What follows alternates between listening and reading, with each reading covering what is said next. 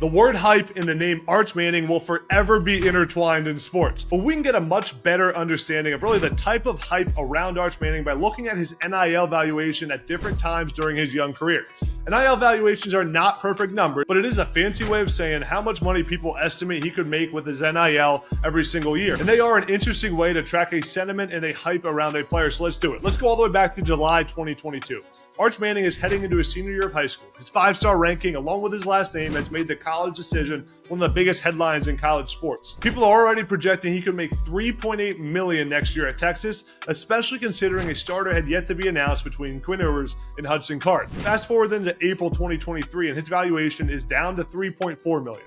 Arch has been enrolled since January, and the hype train is still chugging along. However, Quinn Ewers had solidified himself as the Texas starting quarterback through the fall of 2022.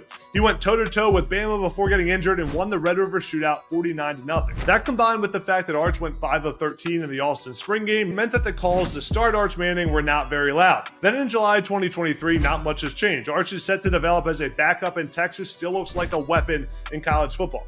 Unbelievable development situation for Arch, but in terms of exposure and following, no news is bad news. His valuation went down to $2.8 million. What's going to shock you is where he's at today. Before I tell you, get a $50 bonus on Prize Picks. Link in my bio, using my code AdamB. On Prize Picks, you pick players instead of teams. So if you know ball, you can make tons of money with that free $50. Today, Arch Manning's valuation is back up to $3.1 million. Some would argue the increase is from increased exposure. Don't get me wrong. He was great in the College Football 25 ads. He's been great in press conferences. But I think the fact that he balled out on the field in every game we've seen him is a big factor in the boost in his NIL valuation. Playing on the field means more money off of it. It's all about how you ball out, and Arch Manning has done exactly that this season.